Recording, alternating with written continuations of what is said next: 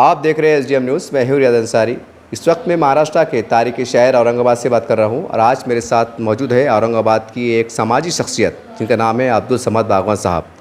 ये हमेशा एक अमन का, एक भाईचारगी का और एक कुछ न कुछ ऐसा संदेश देते रहते हैं जिससे एक समाज में जागरूकता आती रहती है और कुछ बातें बड़ी काम की रहती है। चलिए आज वो क्या संदेश देना चाहते हैं, उनके मन में क्या चल रहा है, वो जानना चाहेंगे। सर, सबसे पहले हमारे चैनल में आपका स्वागत है। सर, ऐसी क्या बात है जो आप ख़ास तौर से इस एसडीएम न्यूज़ चैनल के माध्यम से कहना चाहते हैं? तमाम को मेरा आदाब, अस्सलामु अलैकुम व रहमतुल्लाहि व बरकातुहू।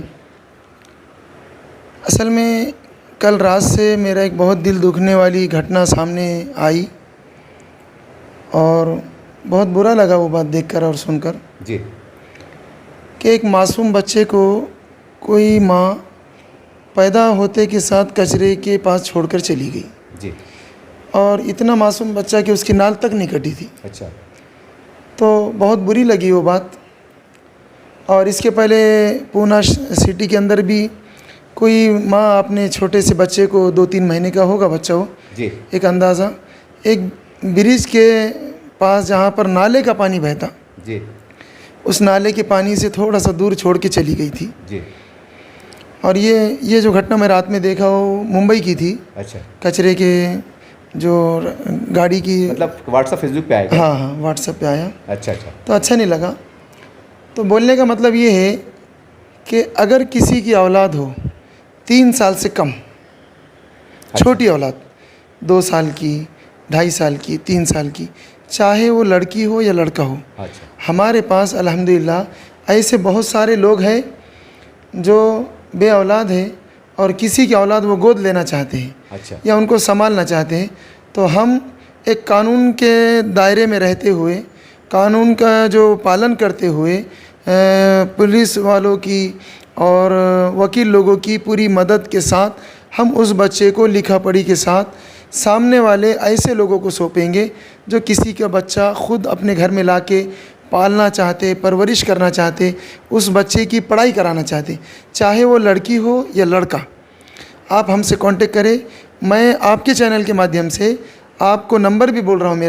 मेरा मोबाइल नंबर है 8087648313, 80 87 64 83 13, 80 87 64 83 13।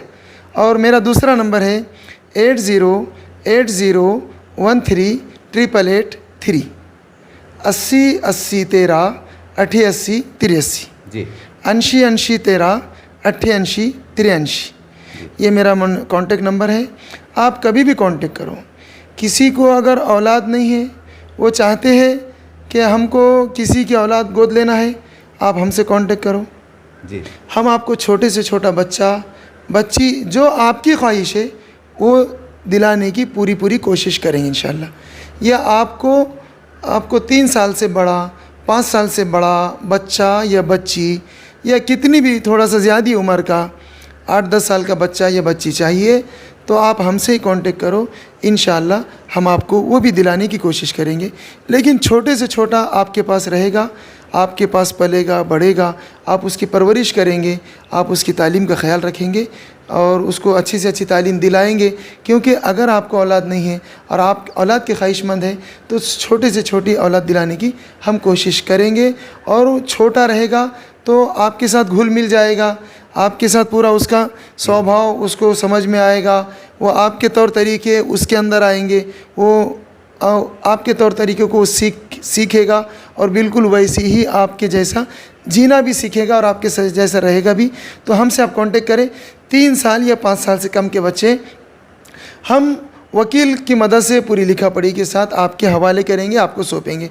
लेकिन बराए मेहरबानी, आप गरीब हैं और आप परेशान हाल हैं, आप अपने बच्चों को कहीं रोड पर न छोड़े, कहीं कचरा कुंडी में ना छोड़े, कहीं नाले और नदी के किनारे ना छोड़ के जाए। ये हम आपसे विनती करते हैं। आप हमारी इतनी गुजारिश को मान लीजिए। आपकी परिस्थिति नहीं है बच्चे संभालने की और आपकी परिस्थिति नहीं है उनकी परवरिश करने की, तो आप हमसे कांटेक्ट करें। हम आपकी बच्चे की अच्छी से अच्छी परवरिश कराने की पूरी कोशिश करेंगे इंशाअल्लाह। सर, मगर जैसा आपने कहा है कि भाई आप हमसे कांटेक्ट करो, लेकिन हमारे पास गौ सरकार माननीय कई धर्म आश्रम रहते हैं जहाँ पर बच्चों को पाला जाता है, ऐसा है ना? हमारे पास सरकारी भी है ना? सरकारी है, और कुछ लोग जैसे पढ़े लिखे नहीं रहते हैं और उनको पता नहीं रहता है कि अपने बच्चों की अपने से परवरिश नहीं हो रही तो इनको कहाँ ले जाकर डाला जाए, मालूमात नहीं उनको मालूमात नहीं रहती, एक बात। और दूसरी बात, जितने हमारे पास सरकारी है तो वहाँ छोटे मासूम बच्चों का नहीं है ना, वो तो थोड़े 5 साल से ज़्यादा के उम्र के बच्चे वहाँ पर रहते हैं, पलते हैं और बड़े होते हैं और उनकी पूरी पूरी परवरिश गवर्नमेंट के माध्यम से होती है। लेकिन छोटा बच्चा जो है तो बहुत सारे जिनको औलाद नहीं है ना, उनकी बहुत ख्वाहिश होती है छोटा बच्चा लेंगे पालेंगे, तो उनको ऐसा लगता है, उनको भी ऐसा लगता है कि ये हमारा ही बच्चा है, क्योंकि बचपन से अगर लेंगे तो जैसे उसको दूध पिलाने का जो मसला रहता, बाहर तो साफ सफाई उसकी देखभाल मतलब हाँ पूरी होती, तो उनको ऐसा लगता है कि हमारा ही बच्चा है। अच्छा। वो बहुत खुश होते हैं। तो इस वास्ते छोटा बच्चा रहा तो हमको इत्तला करो, हम आपको इशारा दे देंगे कि फ़लाने ये साहब को दे दो और लिखा पढ़ी करके दे दो। यानी कि आप जो मध्यस्थता मतलब सुलह के साथ अच्छा काम बस करेंगे। सुलह सफ़ाई का मध्यस्थता बोल के हम काम करेंगे। और ऐसा हमारे पास आते रहते हैं लोगों की रिक्वायरमेंट, तो हम उस पर काम करेंगे इंशाल्लाह। लेकिन समझ साहब, मैं आपको एक बहुत बड़ा अजीब है ये बात, समझ में आ रहा कैसा पूछूं। अक्सर ही जिस तरह के वाक़यात होते हैं ना, क्योंकि हमारा भी काफ़ी तजुर्बा है इसके अंदर पुरानी बातों को देखते हुए, कि जो नाजायज़ संबंध होते हैं नौजवान लड़के लड़कियों, आजकल माहौल ज़्यादा देखा जा रहा है, तो वो जवानी के जोश में आके भाई जाते हैं, फिर कुछ ऐसी हरकतें हो जाती हैं जिसको आम ज़बान में हरामकारी कहते हैं या हरामखोरी कहते हैं। फिर वो देखते देखते 9 महीने निकल जाते हैं, फिर सोचते कि चलो बच्चा पैदा कुछ करेंगे तो कुछ जान ना चल जाए, फिर डर के मारे मतलब जो भी उनके तरीक़ेकार होते हैं वो छुपा छुपी करके फिर बच्चों को जन्म देती हैं। और फिर रात के अंधेरे में जैसा आपने बताया वैसा है। मतलब ये है कि इस तरह के जो वाक़यात होते हैं ना, तो नाजायज़ संबंध से ज़्यादा होते हैं, ये तजुर्बा हम देखने आई। और सवाल ये फिर वो जो नाजायज़ संबंध वाले हैं तो फिर वो मसला ही छाना बहुत बड़ा होगा। नहीं, हम जो लिखा पढ़ी की बात कर रहे हैं ना, तो हम सामने वाले की पूरी कंडीशन जान लेंगे, समझ लेंगे, उसके बाद में कोई कदम उठाएंगे। नाजायज़ संबंध वाले अक्सर एबॉर्शन कर देते हैं। अच्छा। वो गिरा देते हैं बच्चे, और ये जो छोड़ के जाते हैं ना, जो मैटर सामने आए, बोलने मतलब गरीबी के कारण छोड़ देते हैं। वो बच्चे जैसा कुछ लोग ऐसे होते हैं कि 2 लड़कियां हुई, 3 लड़कियां हुई, 4 भी लड़कियां हुई। अच्छा, लड़कियां हो गई और उनको लड़की नहीं चाहिए था। अच्छा, उनको एक लड़का चाहिए था। तो ऐसे लोग थोड़ा सा बेरहमी से बच्चों को ये हरकत करके जाते कि कहीं छोड़ के चले जाते, या फिर ऐसे वीडियो अक्सर व्हाट्सएप पर आते हैं कि मासूम बच्चों को मारते हैं, बेदर्दी से मारते हैं। और अपनी औलाद को इतना बेदर्दी से तो कोई ऐसा दुश्मन भी नहीं मारे जितना बेदर्दी से बाप मारता है, जितना बेदर्दी से माँ को मारते हुए देखा है। वीडियो है, ऐसे वीडियोज़ देखा मैंने कि बर्दाश्त नहीं हो रहा साहब। सर एक सवाल इससे हटके है कि ठीक है, अगर मान लो भाई जैसा आपका वीडियो वायरल होगा, अब फ़र्ज़ करो किसके जहन में आ रहा है कि भाई चलो अब तक तो हमारे पास जैसे 5 बच्चे हैं या 4 बच्चे हैं, अब तक कैसा भी चटनी मिट्टी से हमने पाल लिए, अब थोड़े बच्चे 5-5 6 साल के हो गए, अब पालना मुश्किल हो रहा, महंगाई का दौर हो रहा, और आपका वीडियो देख के उनके दिमाग में आ रहा है कि मौलाना साहब अच्छी दिख रहे, चलो अब अपने बच्चे को बड़े घर में चल देंगे, अच्छी परवरिश पालेंगे, और उनके जहन में आ रहा है कि चलो भाई 1-2 बेटे आप मतलब अच्छा हम अच्छे घर में दे देंगे ताकि वो अच्छे उनका ज़िंदगी बसर हो जाए। हो सकता है किसके जहन में ख्याल आ जाए, तो फिर ऐसे लोग भी आगे आ सकते हैं। अगर ऐसे लोग आगे आएंगे और वो ऐसी रिक्वायरमेंट लेके अगर कोई हमारे पास आता है कि हमको 5 साल से उम्र का बच्चा बड़ा चाहिए या बच्ची चाहिए, तो ऐसी लिखा पढ़ी करके और के बाद में आगे चल के कोई झगड़ा नहीं होना। नहीं तो होता ऐसा कि बच्चे तो दे देते वक्ती तौर पे परेशानी की हालत में, बाद में उनकी परिस्थिति अच्छी हो जाती या फिर वो थोड़ा सा उनका दिल नहीं मानता कि अपनी औलाद किसी और को दे दिए, तो वैसा झगड़ा भी नहीं होना, इसी लिखा पढ़ी से देंगे। और जैसा आप बता रहे ना कि नाजायज़ संबंध का, तो नाजायज़ संबंध वाले ये उजागर होते ही नहीं जल्दी। अच्छा। हाँ, ये बाहर के बाहर खामोशी में काम कर लेते, ये अबॉर्शन कर लेते, उसके लिए उन्होंने ज़्यादा से ज़्यादा रकम डॉक्टरों को दे के दिला के जो है तो अपना काम कर लेते, साफ़ कर लेते हो। हाँ, अपना काम पूरा कर लेते हो। और हम जो करेंगे ये घरगुती लोगों से, अच्छे लोगों को, उनको लोगों को देखेंगे, उनकी छानबीन करेंगे, उनके बारे में पूरी मालूमात लेंगे। मतलब पुलिस की भी मदद लेंगे आप? पुलिस की भी मदद लेंगे और वकील लोगों के थ्रू पूरी लिखा पढ़ी भी करके लेंगे, कानून के दायरे में जो बैठता है। अच्छा। जो हद में बैठता है वैसा कानून में इजाज़त है, वो इजाज़त के माध्यम से हम काम करके देंगे उनको कोर्ट से। एक और एक एडिशनल सवाल मेरे जहन में आ गया कि हमारे पास कई बच्चे ऐसे पाए जाते हैं जिसको लावारिस कह सकते हैं, जो 5 साल के 10 साल के होते हैं, कचरा चुनते नज़र आते हैं, रोड पे कहीं भी सो रहे, रात में कहीं भी हो रहे, तो फिर आप उनके ऊपर मेहनत क्यों नहीं करते? मेहनत बहुत करते हैं। एक सवाल है मेरा। हाँ, सही है, सवाल है, अच्छी बात है। लेकिन हम उनके ऊपर भी बहुत मेहनत कर रहे हैं। यहाँ तक कि औरंगाबाद शहर की हमने भिखारियों को बंद करने की पूरी मुहिम चलाई हुई है। अच्छा। पूरी मुहिम चलाई हुई है। ये भीख बोले तो लोगों का एक धंधा होगा, व्यवसाय होगा, अच्छा। कारोबार है, एक बिजनेस बना दिए लोगों ने इसको। अच्छा अब बहुत सारे भिखारी करोड़पति हैं जी। मुंबई के अंदर, पूना में, बेंगलोर में, हमारे स्टेट में, बाहर मुल्कों में भी है। अच्छा। बड़े बड़े मालदार लोग हैं जिनके घर, मकान, दुकान, गाड़ियाँ किराए से दी हुई हैं। अच्छा। लेकिन उनको मालूम है कि भीख मांगो, सिर्फ क्या लगता है उसके लिए, एक फटा पुराना और मैला कपड़ा पहनो और गंदे रहो, बस भीख मांगो, पैसे मिल जाते। पैसे मिल जाते। उसमें लिए कोई मेहनत नहीं, किसका दो बातें सुनना नहीं, किसकी पाबंदी नहीं कि 10 बजे आओ 10 बजे जाओ, 10 बजे आओ 8 बजे जाओ, ऐसी कोई पाबंदी नहीं है ना। तो किसी के बंधे हुए नहीं हैं। इस वास्ते उन्होंने भीख का व्यवसाय, कारोबार शुरू किया है। ऐसे बच्चे अगर कुछ करना चाहते हैं तो अनाथ आश्रम पड़ा हुआ है बहुत सारे पास, हमारे रोटी बैंक के नाम पे उनको खाना दिया जाता है। मेरा बोलना ये है कि खाना खिलाओ सामने बिठा के, अच्छा। पानी पिलाओ, बिस्किट का पूरा पैकेट दिला दो उनको, चॉकलेट दिला दो। उनको पैसा क्यों दे रहे? जी। पैसा नहीं देना, हम पैसा दे रहे, इसका मतलब हम भिखारी बढ़ा रहे, हम भीख दे के भिखारी बढ़ा रहे। तो हम उस लाइन में बिल्कुल हम उसके मुखालिफ हैं कि कोई किसी को 10 रुपया भीख दे बोल के, हम नहीं चाहते। और ज़कात का भी जो मसला है वो ऐसा है कि इस्लाम धर्म में जो ज़कात देने का मामला है कि अपनी पूरी ज़कात जी। इतनी एक आदमी को दे दो कि अगले साल वो ज़कात देने वाला बन जाए, जी। या फिर वो ज़कात किसी की नहीं लेने वाला रहे। जी। इतनी ज़कात एक आदमी को दो, इतना सदका खैरात, जैसा सदका खैरात तो थोड़ा थोड़ा भी दे सकते, लेकिन ज़कात तो उलमा किराम जो बताते उसकी एक लिमिट है, 100 रुपये को 2.5 रुपये शायद। अच्छा। वो लिमिट के अंदर अब करोड़पति आदमी के बहुत सारे, फ़र्ज़ करो एक आदमी के ऊपर 2 लाख रुपये ज़कात फ़र्ज़ हो गई। तो उसने क्या करना कि 20-20 हज़ार रुपये या 25-25 हज़ार रुपये, बस, इससे ज़्यादा नहीं। हाँ। क्योंकि 20 हज़ार रुपये में एक 5-10 हज़ार रुपये का एक ठेला बन जाता, जी। 5-10 हज़ार रुपये का तरकारी फ्रूट का माल आ जाता। जी।